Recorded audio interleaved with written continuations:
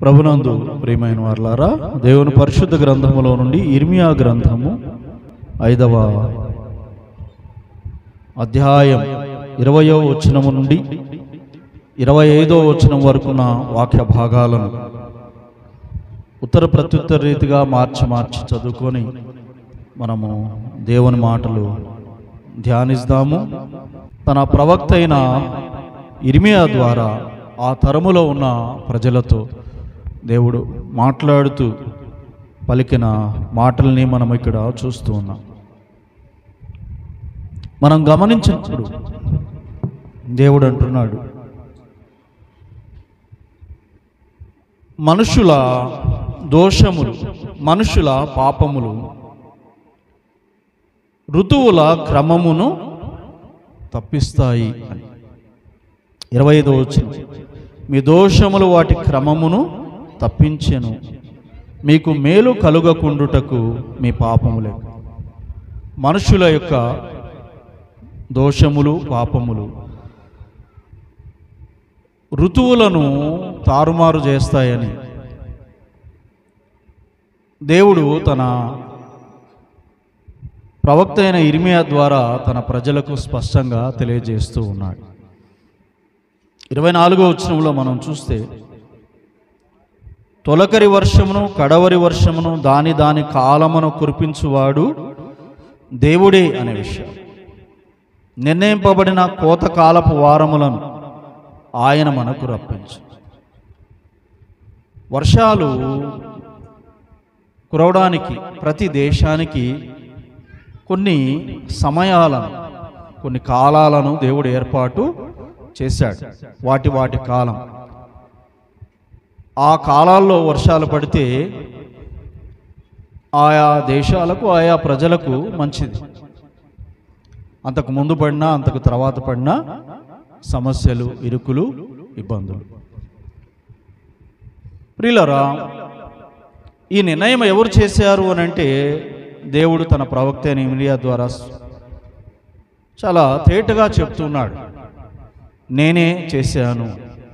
ఆదికాండం 8వ అధ్యాయం 22వ వచనం మనము చదువుకున్నప్పుడు, భూమి నిలిచి ఉన్నంత వరకు వెదకాలమును, కోతకాలమును, శీతోష్ణములను, వేసవి శీతాకాలములను, రాత్రింబగలను ఉండక మానవని తన హృదయములో అనుకోనేను. అంటే దేవుడు ఈ ఋతువులను, ఈ వర్షాలను, వీటన్నింటినీ కూడా ఏర్పాటు చేసి వాటి కాలాల్లో అవి ఉండునట్లుగా నిర్ణయము చేసినవాడు.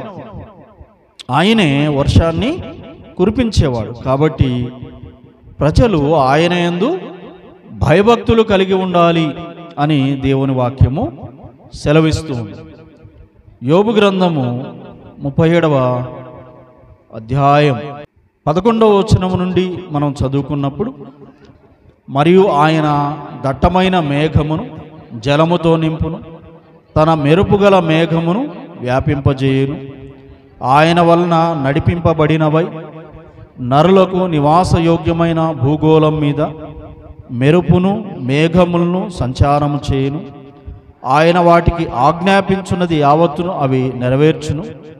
శిక్ష కొరకే గాని, తన భూలోకము కొరకే గాని, కృప చేయుటకే గాని ఆయన ఆజ్ఞాపించిన దానిని అవి నెరవేర్చును అనే మాటలు మనం ఇక్కడ చూస్తూ ఉన్నాం. ప్రియులారా, మేఘాలను వ్యాపింపజేసేది ఎవరు? మెరుపులను మెరిపించేది ఎవరు? వాటిని నడిపించేది ఎవరు? ఎక్కడ కురవాలో, ఎక్కడ కురవకూడదో వాటికి ఆజ్ఞాపించేది ఎవరు అని అంటే దేవుడే అని బైబిల్ గ్రంథము సెలవిస్తూ ఉన్నది. ఆ మేఘాలతో ఆయన ఏమి చేస్తాడు అని అంటే ఇక్కడ 3 విషయాలు మనం చూస్తున్నాం. ఒకటి, శిక్ష కొరకే గాని అంటున్నాడు. అంటే మేఘాల ద్వారా ఆయన శిక్షను కూడా జరిగిస్తాడు. రెండవది, భూలోకము కొరకే గాని అంటున్నాడు.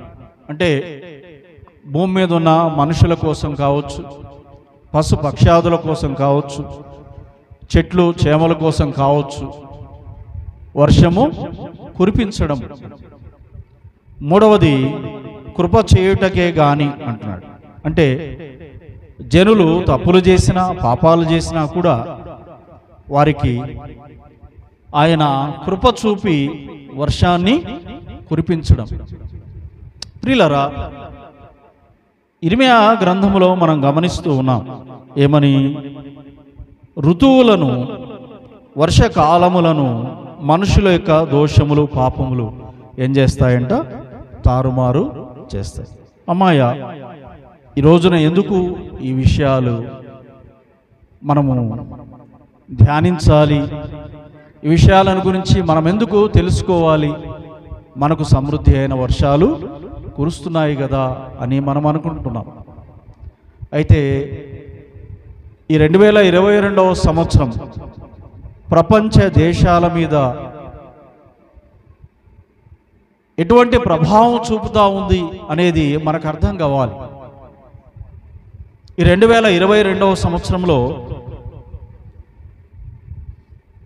ప్రపంచ వాతావరణ నిపుణులు చెప్తున్న విషయాలు మనం ఆలోచన చేస్తే, భూమికి ఉత్తరం వైపున్న భాగమంతటిలో కూడా అమెరికా కావచ్చు, యూరప్ కావచ్చు, చైనా కావచ్చు, కరువు ఉన్నది అని చెప్తూ ఉన్నారు. ఆ కరువు ఎంతటి తీవ్రతతో కూడినదిగా ఉంది అని మనం ఆలోచన చేస్తే, చైనా దేశంలో గడిచిన 60 సంవత్సరాల్లో ఎప్పుడూ అంతటి కరువు లేదంట. గడిచిన 60 సంవత్సరాల్లో ఎప్పుడు అంతటి కరువు లేదు. అమెరికాలో సుమారుగా 80 సంవత్సరాల క్రితము ఉండిన కరువు పరిస్థితులు మరలా ఈ సంవత్సరం ఉన్నాయి అనే విషయాలు చెప్తూ ఉన్నాం. 80 ఏండ్ల క్రితము అంతటి కరువు అమెరికాలో ఉండిందంట. వీటికి భిన్నంగా యూరోప్ పరిస్థితి గురించి మనము ఆలోచన చేస్తే, వాతావరణ నిపుణులు చెప్తున్న మాట ఏంటి అంటే, సుమారు 500 సంవత్సరాలకు పూర్వము యూరోప్లో అంతటి భయంకర ప్రజల త్రాగునీటికి కొరత ఏర్పడింది. ఇప్పుడల్లా కరువు తీరే పరిస్థితులు కనబడడం లేదు. ప్రియులారా, వారికి కరువు ఉందిలే, మనకు లేదు కదా అని మనము అనుకుంటూ ఉన్నాం. అయితే మన దేశ పరిస్థితులను గురించి మనము ఆలోచన చేస్తే, ఈ సంవత్సరం వర్షాకాలము మరి దీవెనకరంగా మనకుందా అని ప్రశ్నించుకుంటే, ఖచ్చితంగా దీవెనకరంగా ఉంది అని మనము చెప్పలేం. ఎందుకు అని అంటే, జూలై మాసములో మన దేశంలో ఎప్పుడూ కురవనన్ని వర్షాలు కురిశాయి. గతంలో ఎన్నడూ జూలైలో మనకు పెద్ద వర్షాలు ఉండేవి కాదు. అందుకు భిన్నంగా ఈ 2022వ సంవత్సరము అధిక వర్షాలు నమోదయ్యాయి. ఇంకా చెప్పాలి అని అంటే, జూలైలో దేశమంతటా వర్షాలు పడ్డాయి. దేశాన్ని మబ్బులు కమ్మేశాయి. కన్యాకుమారి మొదలుకొని కాశ్మీర్ వరకు కూడా మబ్బులు కమ్మి దేశమంతటా జూలై మాసంలో వర్షాలు పడ్డం, కొన్ని చోట్ల వరదలు రావడం జరిగింది. అయితే ఆగస్టుకు వచ్చేసరికి, ఆగస్టులో ఎప్పుడు మనకు వర్షాలు ఉండేవి, అయితే ఆగస్టులో పెద్దగా వర్షాలు పడలేదు. ప్రియులారా, ప్రస్తుతం మనము ఆగస్టును పూర్తి చేసుకొని సెప్టెంబర్లోనికి వచ్చాం. గడిచిన మాసం గురించి మనం ఆలోచన చేస్తే, మరి 1-2 వారాల క్రితం చెప్పుకోదగ్గ పెద్ద వర్షము మన ఆదోని పట్టణంలో కురిసింది. చూడండి, ఋతువుల పరిస్థితి ఏ విధంగా ఉంది, వర్షాలు ఏ విధంగా పడుతున్నాయి అని మనము ఆలోచన చేస్తే, గడచిన దినాలను నిపుణులు విశ్లేషిస్తూ ఈ విధంగా చెప్తున్నారు. గడిచిన సంవత్సరాలను, అప్పటి వర్ష రికార్డ్స్ను వారు పరిశీలన చేస్తూ చెప్తున్న మాటలు ఏంటి అంటే, వర్షాలు పడుతున్నాయి కానీ గడిచిన సంవత్సరాల్లో నెలంతా కురిసే వర్షాలు ఇప్పుడు 1-2 రోజుల్లో కురుస్తున్నాయి. నెలంతా కురిసిన వర్షాలు ఎంత మొత్తంలో అయితే ఉండేవో ఇప్పుడున్న పరిస్థితులు ఎట్లుందంట, 1-2 రోజుల్లోనే అంతకంటే విపరీతమైన వర్షాలు. క్లౌడ్ బర్స్ట్ అంటున్నారు. క్లౌడ్ బర్స్ట్ అంటే కొన్ని గంటలలోనే ఒక నెలంతా ఎంత వర్షం కురుస్తుందో అంత వర్షం కురుస్తాం. మహానగరాలు ముంబై కావచ్చు, చెన్నై కావచ్చు, కలకత్తా కావచ్చు, ఢిల్లీ కావచ్చు, మనం ఆలోచన చేస్తే మరి ఎంత పెద్ద వర్షాలు పడుతున్నాయంటే పడినప్పుడు కొన్ని గంటల పాటు, కొన్ని దినాల పాటు ట్రాఫిక్ సమస్యలు ఏర్పడుతూ ఉన్నాయి. కొన్ని ప్రాంతాల్లో అయితే మరి ఇళ్ళన్నీ నీళ్ళలో కొన్ని రోజుల పాటు అట్లే ఉండిపోతున్నాయి. ఒక్కరోజు కురిసిన వర్షం, 1 నెల కురిసిన వర్షం కాదు అది. ఒక్కరోజు కురిసిన వర్షానికి కొన్ని ప్రాంతాలు కొన్ని రోజుల పాటు ఆ వర్షపు నీటిలోనే ఉండిపోతున్నాయి. గతంలో ఎన్నడూ ఈ విధంగా లేదు. ఏంటి ఈ వాతావరణంలోని మార్పు? మనం ఒకసారి ఆలోచన చేసుకోవాలి, మనం ఒకసారి పరిశీలన చేసుకోవాలి, ఆత్మవిమర్శ చేసుకోవాలి. ఎందుకు వాతావరణం ఈ విధంగా మారుతూ ఉంది? ఒక ప్రాంతంలో కరువు, ఇంకొక ప్రాంతంలో వర్షాలు. ఈ మార్పుకు కారణం ఏంటి అని మనం ఆలోచన చేస్తే దేవుడు ఇస్తున్న జవాబు, సమాధానం ఏంటంట?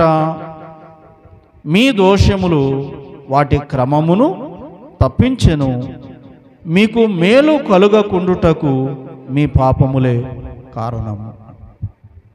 వర్షాల క్రమమును, ఋతువుల క్రమమును ఏం తప్పిస్తున్నాయంట అంటే మనుషుల పాపాలు, మనుషుల దోషాలు.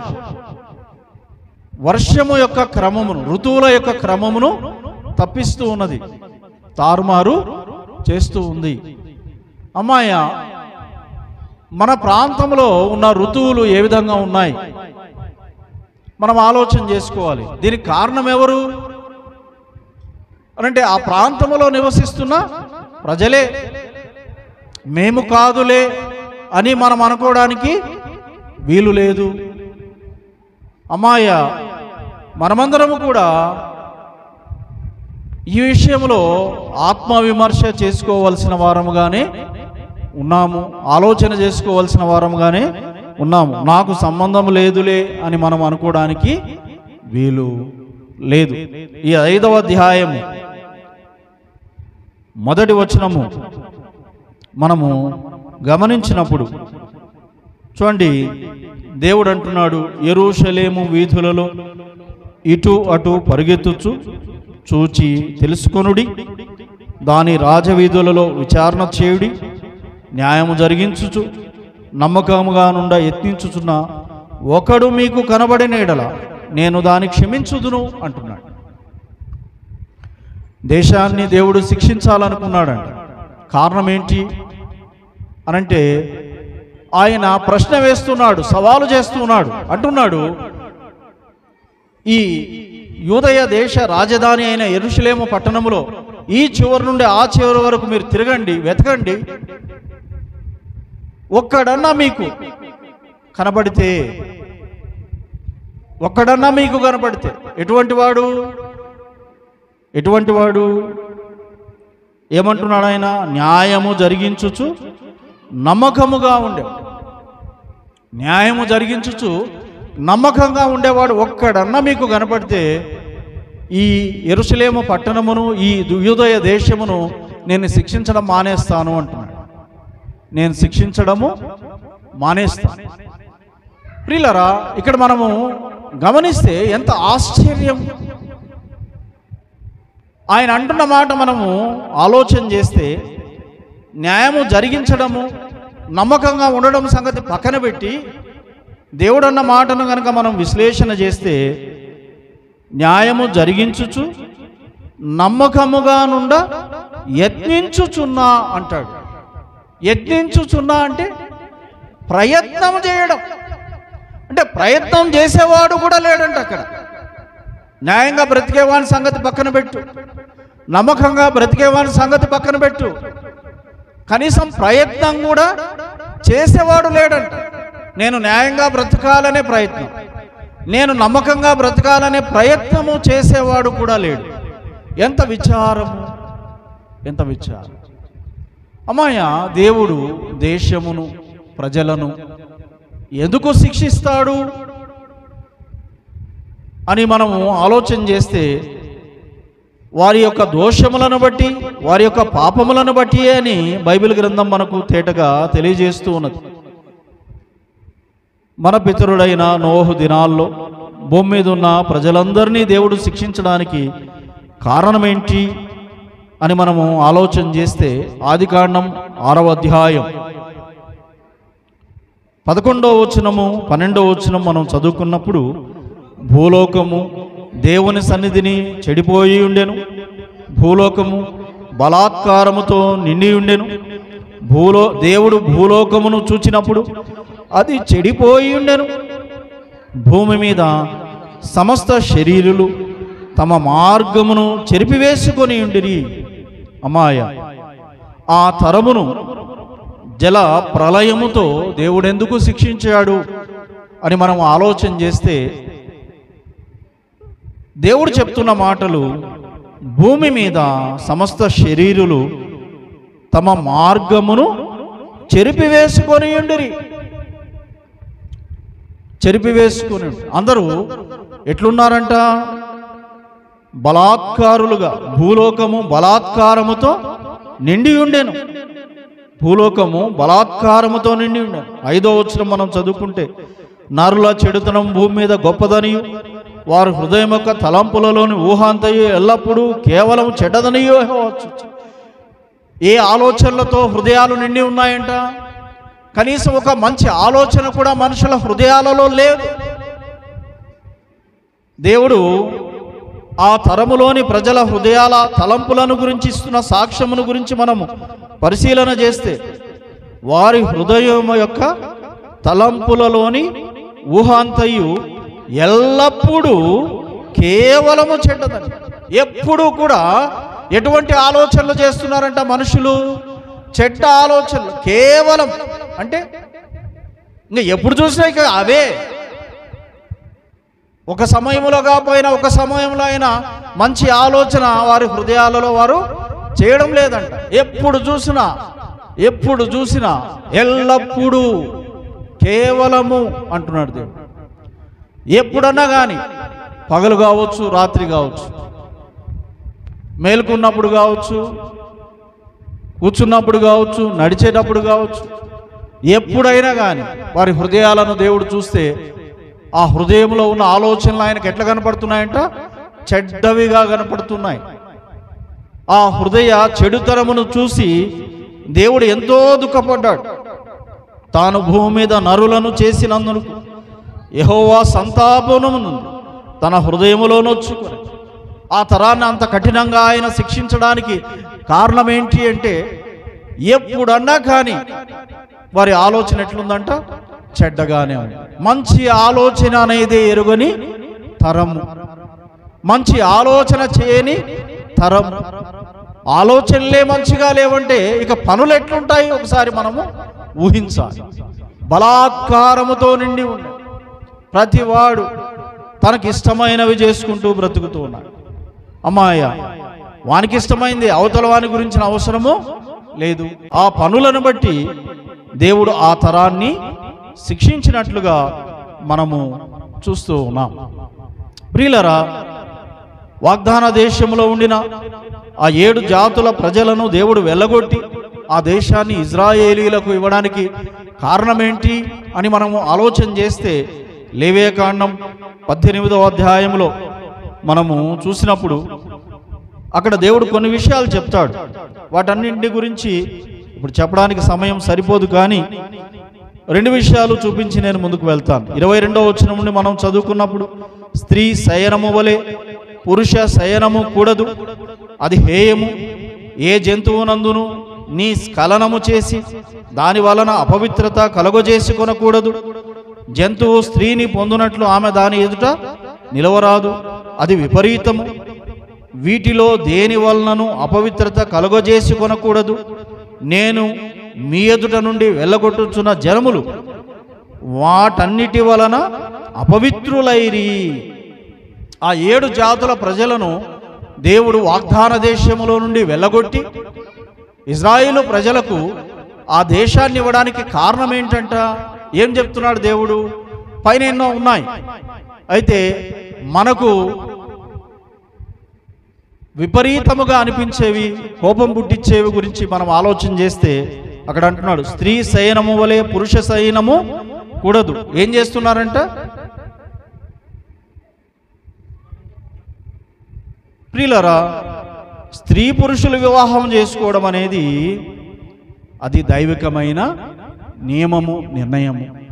అయితే ఆ వాగ్దాన దేశంలోని అప్పుడున్న 7 జాతుల ప్రజలు ఏం చేస్తున్నారంట? పురుషులు పురుషులు, స్త్రీలు స్త్రీలు. ఇది ఎంత విపరీతము ఒకసారి మనం ఆలోచన చేయాలి. పురుషులు పురుషులు, స్త్రీలు స్త్రీలు, అంత మాత్రమే కాదు, జంతువులతో కూడా. వీటన్నింటిని బట్టి దేవుడు ఆ వాగ్దాన దేశంలో ఉన్న ఆ 7 జాతుల ప్రజలను వెలగొట్టడానికి నిర్ణయము చేశారు. మనం గమనిస్తే ఆదికాండం 19వ అధ్యాయంలో మనము చూస్తాం, సొదొమను దేవుడు శిక్షించడానికి కారణమేంటి అని మనము ఆలోచన చేస్తే అక్కడ ఆదికాండం 18వ అధ్యాయంలో తన భక్తుడైన అబ్రహాముతో దేవుడు ఆ పితరునితో ఈ విధంగా చెప్తున్నాడు. 20వ వచనం, మరియు యెహోవా సొదొమ గొమొర్రాలను గూర్చిన మొర గొప్పది గనుకను వాటి పాపము బహుభారమైనది గనుకను. చూడండి, దేవుడు అంటున్నాడు సొదొమ గొమొర్రాలు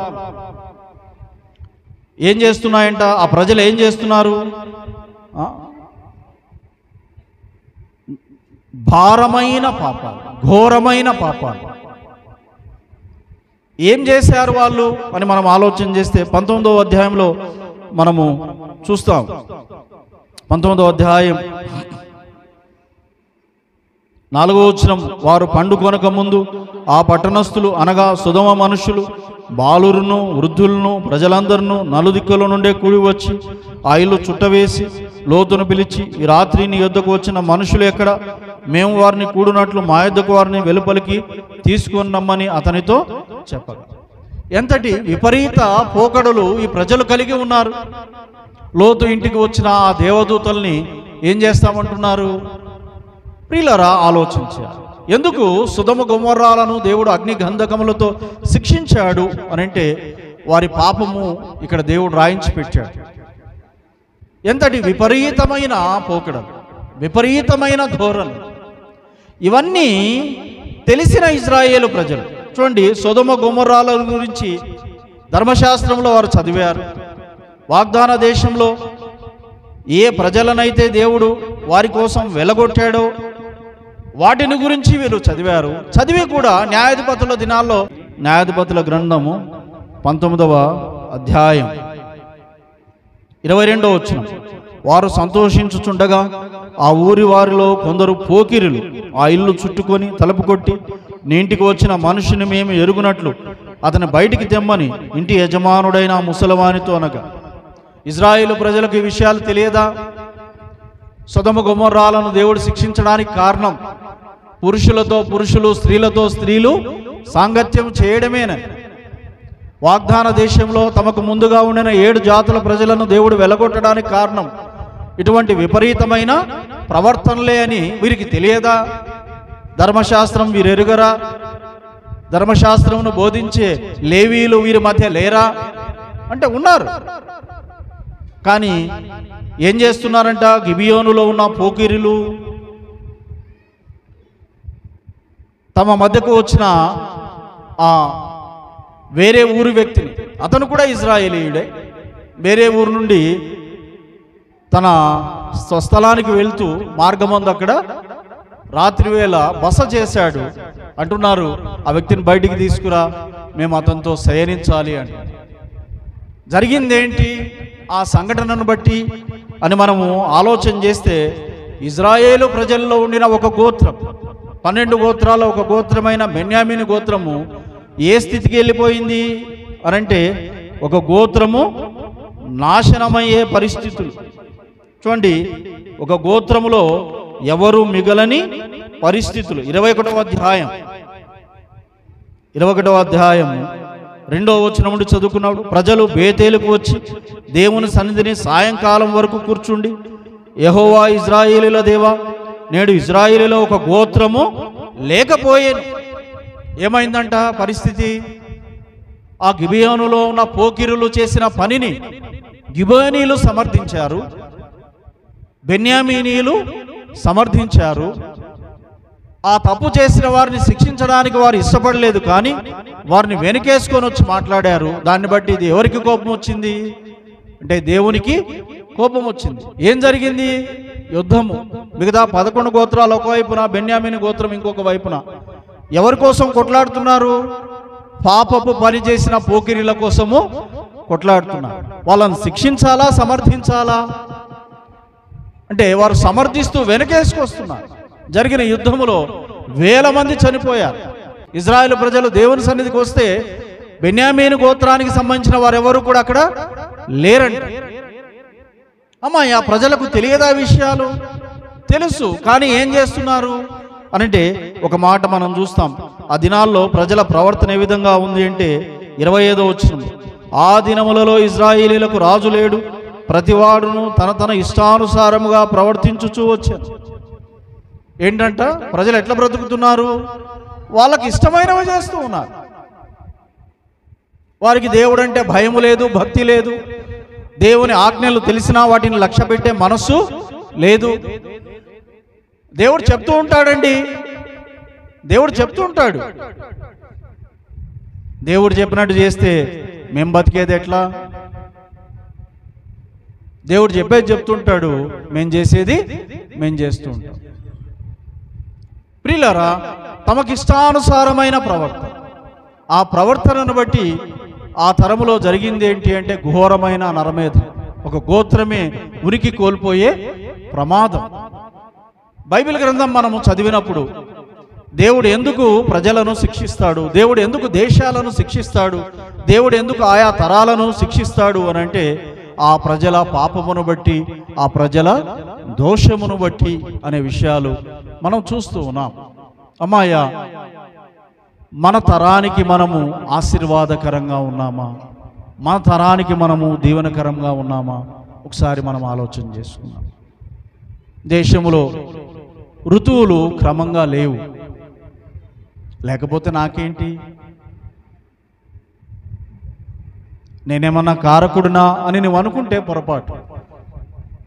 నీ దేశ ఋతువులను నిర్ణయించేది ఏంటి అనంటే నీ ప్రవర్తన.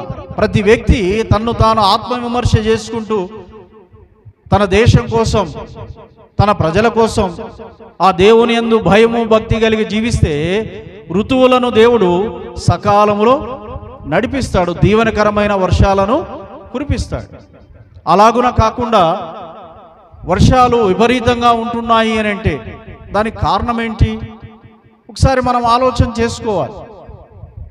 చూడండి, దేవుడు మాట్లాడుతూ ఇర్మియా ప్రవక్త ద్వారా చెప్తున్న విషయాలు.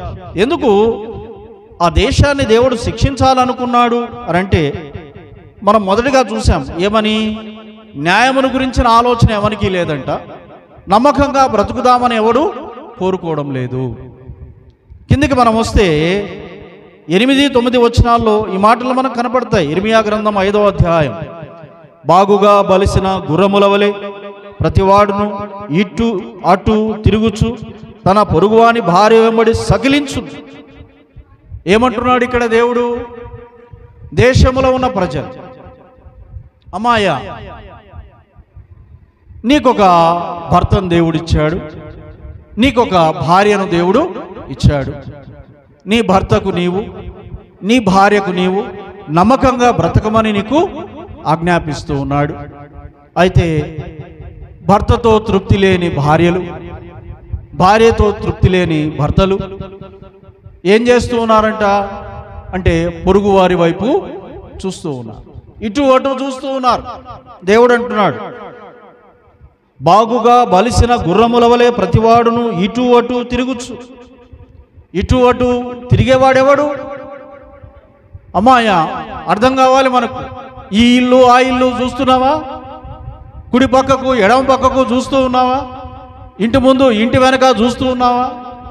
జాగ్రత్త. కళ్ళున్నాయి చూడ్డానికి అని ప్రతిదీ చూసినావు అనుకో, జాగ్రత్త. దేవుడు అంటున్నాడు, బాగుగా బలిసిన గుర్రముల వలె ప్రతివాడును ఇటు అటు తిరుగుచు తన పొరుగువాని భార్య వెంబడి సకిలించును. గుర్రం, మదపు గుర్రం, ఆడగుర్రం వెంట సకిలించుకుంటూ పోతుందంట. వాటికి దేవుడు నీతి నియమాలు ఆజ్ఞలు విధించలేదు. అవి జంతువులు, అవి పశువులు. అయితే నిన్ను పశువుగా దేవుడు పుట్టించలే. 4 కాళ్ళను దేవుడు నీకు ఇచ్చాడా? లేదే, 2 కాళ్ళే ఇచ్చాడు. మనిషిగా పుట్టించాడు నిన్ను. నీకు బుద్ధిని జ్ఞానమును ఇచ్చాడు. మంచి చెడుల తెలివినిచ్చాడు, వివేకం ఇచ్చాడు. ఏది మంచో ఏది చెడో నీకు తెలుసు. తెలిసి ఇటు అటు ఎందుకు చూస్తున్నావు? ఒకసారి ఆలోచన చేసుకో. దేవుడిచ్చిన దాంతో తృప్తిగా ఎందుకు ఉండలేకపోతున్నావు? దేవుడిచ్చిన వారిని బట్టి దేవునికి కృతజ్ఞతలు ఎందుకు చెల్లించలేకపోతున్నావు? అమ్మాయ, ఒకసారి ఆలోచన చేసుకో. ఆ ప్రజల ప్రవర్తనను బట్టి దేవుడు కోప్పడుతూ అంటున్నాడు, అట్టి కార్యములను బట్టి నేను దండింపకుందునా అని. అట్టి కార్యములను బట్టి నేను దండింపకుందునా. యెరూషలేము పట్టణములో ఉన్న కుటుంబాల విషయమై, ఆ తరములో ఉన్న కుటుంబాల విషయమై దేవుడు మాట్లాడుతూ అంటున్నాడు, ఏ కుటుంబాన్ని చూసినా కూడా ఇదే ప్రవర్తన అంటున్నాడు. ఆయనకు మరుగైనది ఏమైనా ఉందా? కొన్ని ప్రాంతాలను గురించి ఈ విధంగా అంటూ ఉంటారు, అమ్మో ఆ గేరా, అమ్మో ఆ ఊరా. ఎవడెక్కడ దూరుతాడో ఎవరికి తెలియదు. అమ్మాయ, వాళ్ళను వీళ్ళను వేలెత్తి చూపిస్తున్నావు. నువ్వెట్లున్నావు? నీ జీవితం ఎట్లుంది? నీ ప్రవర్తన ఎట్లుంది? ఇవన్నీ శిక్షార్హమైన నేరాలు అని దేవుడు చెప్తున్నాడు. ఎందుకు యెరూషలేమును శిక్షించాలని దేవుడు తీర్మానం చేశాడు అని అంటే, ఆయన ఆ పట్టణాన్ని చూసినప్పుడు, అక్కడున్న కుటుంబాలను చూసినప్పుడు, అక్కడున్న ఇండ్లను చూసినప్పుడు, ఎవరు ఎటుపోతున్నారో, ఎవరు ఏ ఇంట్లో దూరుతున్నారో, ఎవరు ఏ పడక ఎక్కుతున్నారో అర్థం కాని పరిస్థితిగా కనపడతా ఉందండి. నమ్మకంగా ఉండడానికి ప్రయత్నం చేస్తున్నవాడు ఒకడు ఆయన కనపడడం లేదండి. అయ్యో నేను నా భర్తకు నమ్మకంగా ఉండాలి, అయ్యో నేను నా భార్యకు నమ్మకంగా ఉండాలి అనేవాడు ఒకడు లేడు. యోసేపుకు బిడ్డలు, యోసేపు అన్నాడు దేవునికి విరోధముగా అని. దేవునికి విరోధముగా. యోసేపు వంశస్థులు, ఏమనాలి వీళ్ళు? అయితే ఏం చేస్తున్నారు వీళ్ళు? ప్రియులారా, ఆలోచన చేద్దాం. అంటున్నాడు, అట్టి కార్యములను బట్టి నేను దండింపకుందునా, అట్టి జనము మీద నా కోపము తీర్చుకొనకుందునా, ఇదే యెహోవా వాక్కు. ఇటువంటివన్నీ శిక్షార్హమైన నేరాలు. నేను శిక్షించకుండా విడిచిపెడతానా?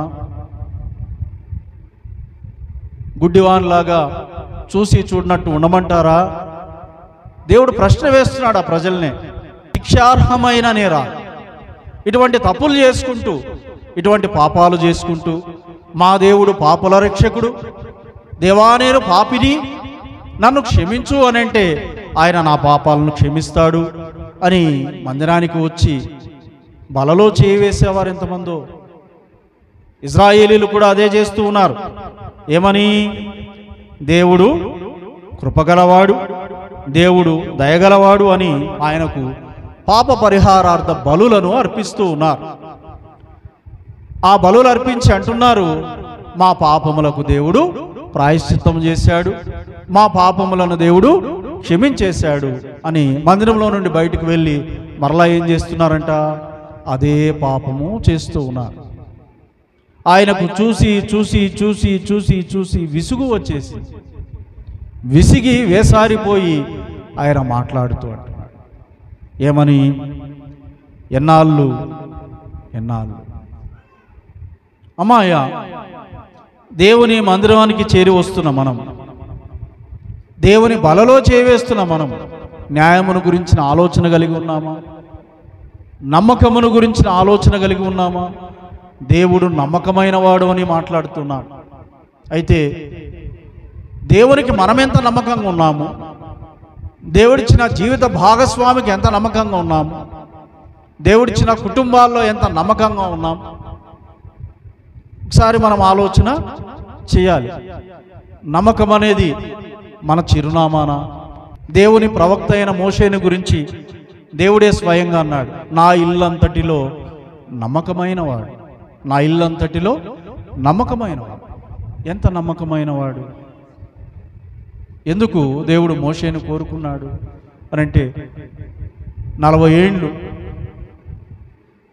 మామకు చాకిరీ చేశాడు, ఆయన గొర్రెల మందలను కాశాడు. అయితే ఏం సంపాదించుకున్నాడు? ఏమీ సంపాదించుకోలేదు. పితరుడైన యాకోబును గురించి ఆలోచన చేస్తే 20 ఏండ్లే మామకు చాకిరీ చేసింది. 20 ఏండ్లే. 20 ఏండ్లలో 14 ఏండ్లు ఇద్దరు భార్యల కోసం చేశాడు, 6 ఏండ్లు గాసం చేశాడు, జీతం కోసం చేశాడు. ఈ 20 ఏండ్లలో ఎంత సంపాదించాడు అని అంటే అంటాడు ఆయనే, ఆ చేతి కర్రతో ఈ యోర్దాను దాటి తిని ఇప్పుడు నేను 2 గుంపులై తిని అంటాడు. ఎట్లా 2 గుంపులైనాడు ఈయన 20 ఏండ్లకి? మోషేకి తెలివి లేదా? అరే మా పితరుడైన యాకోబు 20 ఏండ్లలో 2 గుంపులైనాడు, నేను 40 ఏండ్లు చాకిరీ చేసినాను, ఇద్దరే కొడుకులను సంపాదించుకున్నాను కదా అని ఎందుకు ఆలోచన చేయలేదు? ఎంత తిక్కులోడు మోషే! ప్రియులరా, ఒకసారి ఆలోచన. దేవుడు అంటున్నాడు, నా ఇల్లంతటిలో నమ్మకమైన. మీరు గమనించండి, మోషే అక్క అయిన మిరియాము గురించి కనపడుతుంది, ఆమె ప్రవక్త్రి అని, ఆమెకు ఒక స్థానము, ఒక హోదా, ఒక గౌరవం. అయితే మోషే భార్య గురించి, ఆ సిప్పోరా గురించి, ఆ తల్లి గురించి ఏమైనా కనపడుతుందా? అడగనన్ను అడిగినాడా? అయ్యా నా భార్య. ఆయనకి 2 కొడుకులు ఉన్నారు, ఆ కొడుకుల గురించి అడిగాడా? అయ్యా నా కొడుకులు అని. ఆయన గురించి మాత్రమే కనపడుతుంది కానీ ఆయన భార్య గురించి ఏం కనపడదు, ఆయన కుమారుల గురించి ఏమీ కనపడదు. దేవుడు అన్నాడు, నీ అన్న అయిన అహరోను నేను యాజకత్వం ఇచ్చాను, అతని పిల్లలే వారసులు. అంతే ప్రభు, చిత్తం ప్రభు, అంతే. అయ్యా నా కొడుకులు అడిగాడా? ప్రియులరా, ఎంత నమ్మకమైన జీవితం! ఏం దొరికింది మోషే కుమారులకు అనంటే, వారు లేవీలైన కారణమున, లేవీ గోత్రాలకు దేవుడిచ్చిన ఆ మందిర సేవలో వారి కుటుంబం లెక్క చొప్పున వాళ్ళు సేవ చేసుకుంటూ బ్రతికారు. అంతేగాని ఏ ప్రత్యేకత లేదు. మోషే కుమారులైనందుకు వారికి ఏ ప్రత్యేకమైన గౌరవం, స్థానము కనపడదు. వాళ్ళ పేర్లు ఎక్కడా కూడా కనపడవు. నోరు తెరిచి అడిగాడా? వీళ్ళ ఆలోచన చేయాలి. ఎవరి కోసం పాకులాడుతున్నారు? సంఘాల్లో కూడా మనం చూస్తాం, అయ్యగారు, అమ్మగారు, పిల్లలే. అరే సంఘ క్రమమాది, వాక్య క్రమములో మనం ఉన్నామా? దైవ క్రమములో మనం ఉన్నామా? సంఘములోనే క్రమము లేకపోతే లోకములో క్రమాన్ని వెతకగలమా? ఒకసారి మనం ఆలోచన చేయాలి. సంఘములోనే నమ్మకత్వం లేకపోతే దేవుడు నిన్ను నియమించాడా? నీ భార్యను నియమించాడా? నీ పిల్లల్ని నియమించాడా? ఎవరు నియమించాడు? మోషేను ప్రవక్తగా ప్రజలకు నియమించాడు, అహరోనును యాజకునిగా నియమించాడు, మిరియామును ప్రవక్త్రిగా నియమించాడు. అది దైవ నియమము. నీకు తెలీదా? దేవుడు అపోస్తలులను, ప్రవక్తలను, సువార్థికులను, కాపరులను, ఉపదేశకులను, బోధకులను నియమించేవాడని. తెలిసి కూడా బోధించలేని నీ భార్యని ఎందుకు నిలబెడతావు?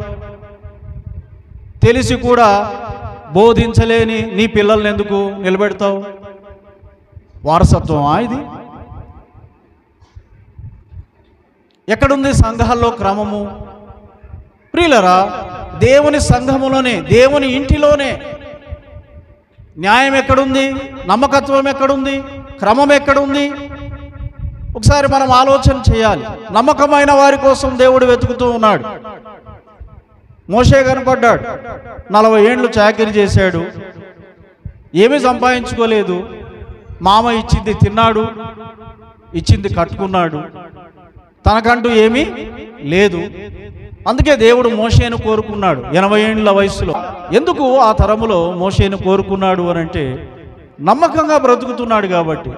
నీ వృత్తిలో, నీ ఉద్యోగంలో, నీ వ్యాపారములో, నీ కుటుంబంలో నీవు నమ్మకంగా ఉన్నావా? ఒకసారి మనం ఆలోచన చేద్దాం. నమ్మకంగా నీవు జీవించకపోతే దాని పర్యవసానాలేంటి? అమ్మాయ, ఒకసారి మనం ఆలోచన చేద్దాం. దేవుడు న్యాయమును నమ్మకమును కోరుకునే వారిని వెతుకుతూ ఉన్నాడంట. న్యాయంగా బ్రతకాలి, నమ్మకంగా ఉండాలి అని ప్రయత్నము చేసేవారు. యెరూషలేములో ఆయనకి ఎవరు కనపడలేదంటే, న్యాయంగా బ్రతికే వాళ్ళు కాదు, నమ్మకంగా బ్రతికే వాళ్ళు కాదు, కనీసం ప్రయత్నం చేసేవాళ్ళు కూడా కనపడలేదంట.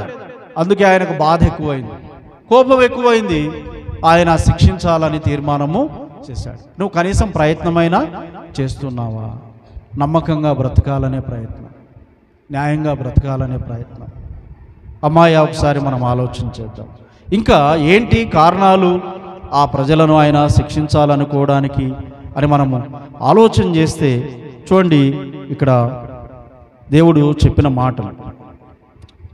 ఇర్మియా గ్రంథం 5వ అధ్యాయం 26వ వచనం, నా జనులలో దుష్టులున్నారు అంట. ఎవరి ప్రజలు వీళ్ళు? దేవుని ప్రజలే. ఆయన ఏమంటున్నాడు? నా జనులలో అంటున్నాడు. నా జనులలో. మనల్ని కూడా చూసి ఆయన ఏమంటున్నాడు? నా జనులు. ఆయన మనకు ప్రభువు, ఆయన మనకు కాపరి, మనము ఆయన ప్రజలము, ఆయన మేపు గొర్రెలం. ఆయన ప్రజలమైన మనము ఎట్లున్నాము? ఒకసారి ఆలోచన చేయాలి. దేవుడే స్వయంగా తన ప్రజలను గురించి ఇస్తున్న సాక్ష్యం, తన ప్రజలను గురించి మాట్లాడుతున్న మాట. ఏమంటున్నాడు ఆయన? నా జనులలో దుష్టులున్నారు. ఎందుకు వారిని దుష్టులని ఆయన సంబోధిస్తున్నాడు అని అంటే, వారు చేసిన పనిని బట్టి, చేస్తున్న పనిని బట్టి. ఏం చేస్తున్నారంట?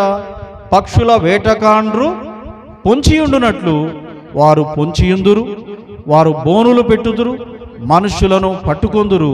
పంజరము పిట్టలతో నిండి ఉన్నట్లు వారి ఇండ్లు కపటముతో నిండి ఉన్నవి. దాని చేతనే వారు గొప్పవారును ఐశ్వర్యవంతులను అగుదురు. ఏం చేస్తున్నారంట ఈ ప్రజలు? మోసం చేస్తున్నారు. ఎట్లా సంపాదిస్తున్నారు? అందరికీ బ్రహ్మాండమైన ఇళ్ళు ఉన్నాయంట, విలువైన వస్తువులతో ఇండ్లను అలంకరించుకొని ఉన్నారు. అయితే ఆ సంపాదన ఎట్లా సంపాదించారు? ఆ ఇండ్లు ఎట్లా కట్టారు? ఆ విలువైన వస్తువులు ఎట్లా కొన్నారు? అవన్నీ ఎక్కడి నుండి వచ్చాయి, ఎట్లా వచ్చాయి అని అంటే అంటున్నాడు ఆయన. ఏమని? మోసము చేసి వారు పొంచియుందురు, వారు బోనులు పెట్టుదురు, మనుష్యులను పట్టుకొందురు. తోటి వారిని మోసం చేయడం. అవతల దగ్గర దుడ్లు ఉన్నాయంటే ఎట్లా కొట్టేయాలా? ఏదో ఒకటి చెప్పి కొట్టేయడమే. నీకు అది ఇప్పిస్తా, ఇది ఇప్పిస్తారని కొట్టేయడం. ఉద్యోగాలు ఇప్పిస్తామని కొట్టేసేవాళ్ళు, స్థలాలు ఇప్పిస్తామని కొట్టేసేవాళ్ళు. ప్రియులరా, మోసపు బ్రతుకులు. చేయని దాన్ని చేస్తున్నామని చెప్పుకుంటూ, ఉన్నది లేనట్లుగా, లేనిది ఉన్నట్లుగా భ్రమలు కల్పిస్తూ, తోటి వాడిని ఎట్లా దోచుకుందాం, వాడిని దగ్గర ఉన్న డబ్బును ఎట్లా గుంజుకుందాం, ఈ డబ్బుతో వీళ్ళు జల్సాలు చేయడం. న్యాయంగా సంపాదిస్తున్నావా? నీ ఇంట్లో ఉన్నది నీ కష్టార్జితమేనా? ఒకసారి మనం ఆలోచన చేసుకున్నాం. నీ హస్తములతో, నీ చేతులతో కష్టపడి సంపాదించిన డబ్బే నీ ఇంట్లో ఉందా? నువ్వు కొన్న వస్తువులు ఆ డబ్బు పెట్టే కొన్నావా? అమ్మాయ, ఆలోచన చేద్దాం. ఎక్కడి నుండి వచ్చినాయి అవన్నీ? నిజంగా అది నీ చేతుల పనితో నీవు సంపాదించిందేనా? దేవుడు అంటున్నాడు వారు దుష్టులు అని. ఎందుకు అనంటే వారు మనుషులను పట్టుకోవడానికి ఏం చేస్తున్నారంట? బోనులు పెడుతున్నారు, పొంచి ఉన్నారు. పంజరము పిట్టలతో నిండి ఉన్నట్లు వారి ఇండ్లు కపటముతో. అంటే కపటముతో అంటే అన్ని అబద్ధాలే. నిజం చెప్పి ఏమి సంపాదించరు, అబద్ధాలు చెప్పి సంపాదిస్తూ ఉంటారు. చేయనివి చేస్తున్నట్టుగా చెప్పి సంపాదించరు. ప్రియమైన వారలారా, మనం ఒకసారి ఆలోచన చేసుకోవాలా, మనం ఎట్లా సంపాదిస్తున్నాము? నీతిగా సంపాదిస్తున్నామా? న్యాయంగా సంపాదిస్తున్నామా?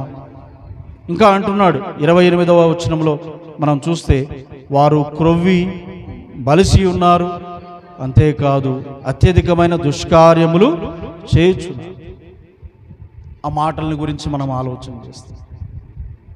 ఎంత కోపముతో దేవుడు ఆ మాటలు మాట్లాడుతున్నాడు ఒకసారి మనం ఆలోచన చేయాలి.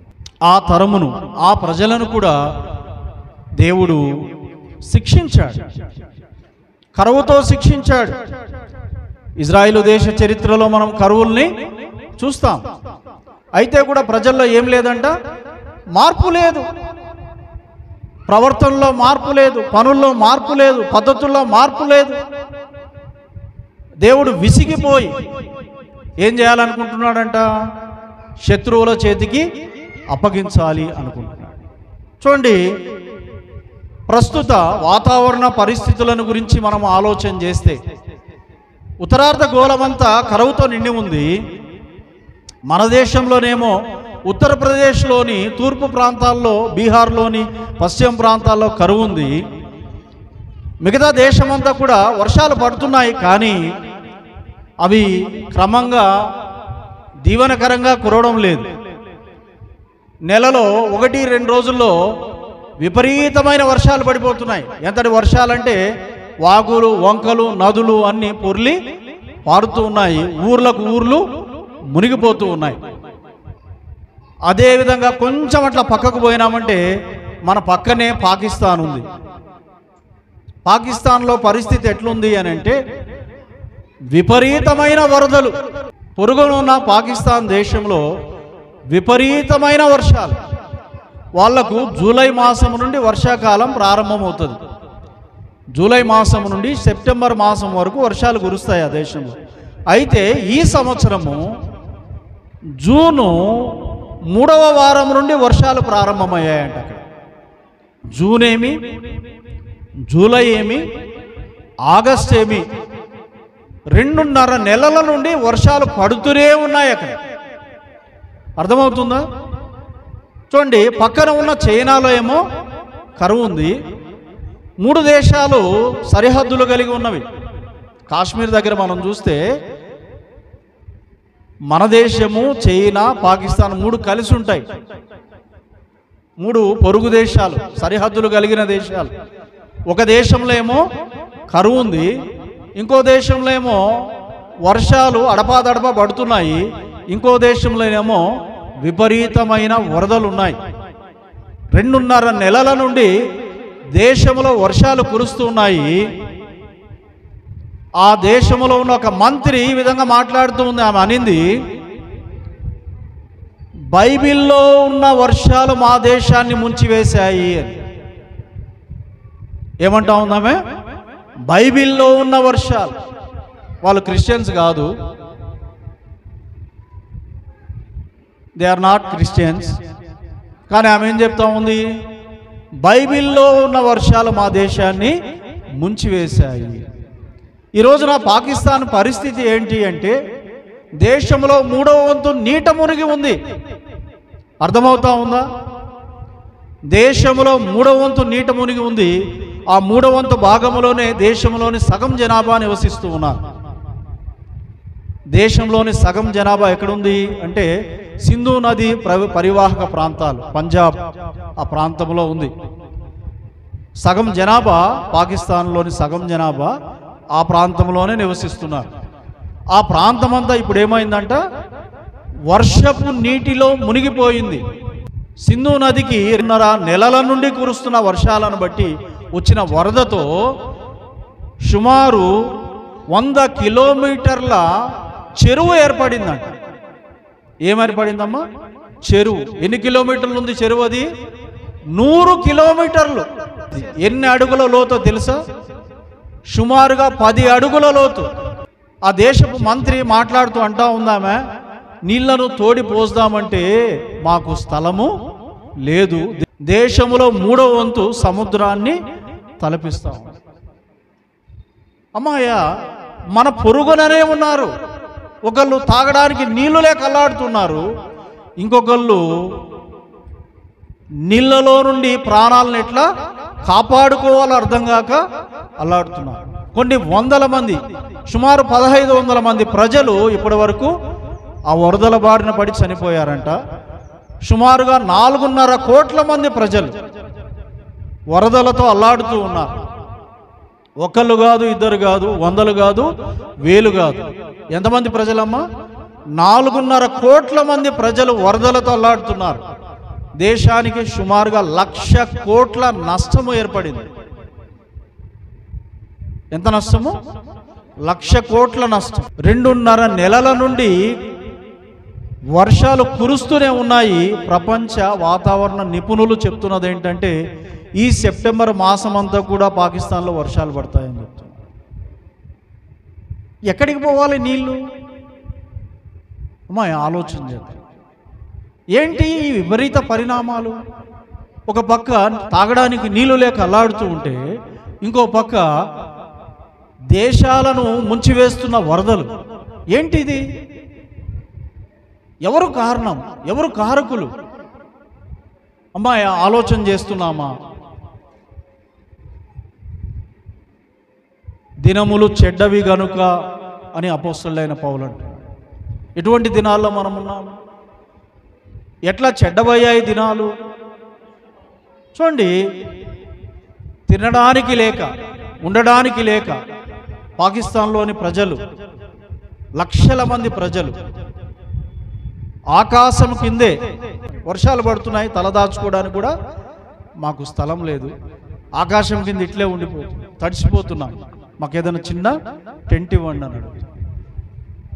ప్రియులారా, మనం ఆలోచన చేయాలి. ఎటువంటి పరిస్థితులు, దేశ పాలకుల ప్రవర్తన ఏ విధంగా ఉంది, ప్రజల ప్రవర్తన ఏ విధంగా ఉంది. అమ్మాయ, ఈ దేశాన్ని గొప్ప వ్యక్తులు ఏలారు.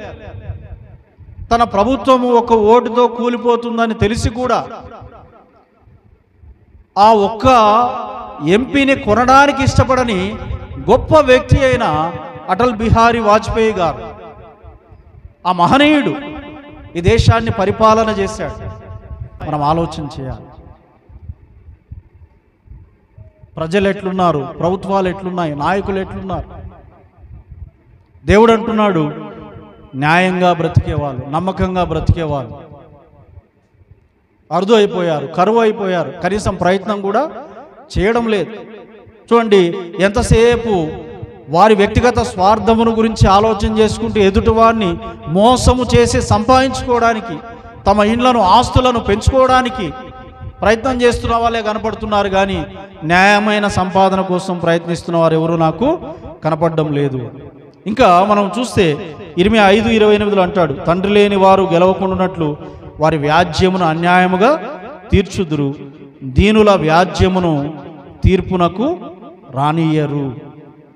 దీనుల వ్యాజ్యమును తీర్పునకు రానివ్వరు. దీనులకు న్యాయం దొరుకుతా ఉందా? ఒకసారి మనం ఆలోచన చేయాలి. మనము దీనులకు న్యాయము చేస్తున్నామా? మనము తండ్రి లేని వారికి న్యాయము చేస్తున్నాము? ఆలోచన చేస్తున్నామా? ఎంతసేపు మన స్వార్థమే. నేనేం సంపాదించాను, నా కుటుంబానికి ఏం పెట్టుకున్నాను, నా భార్య బిడ్డలకు ఏం పెట్టుకున్నాను, ఇదే ఆలోచనే. పొరుగు వారి గురించిన ఆలోచన ఉందా? తండ్రి లేని వారిని గురించిన ఆలోచన ఉందా? బీదలను గురించి, దీనులను గురించిన ఆలోచన ఉందా? ఏంటి నిజమైన భక్తి అని అంటే, యాకోబు భక్తుడు ఈ విధంగా అంటున్నాడు.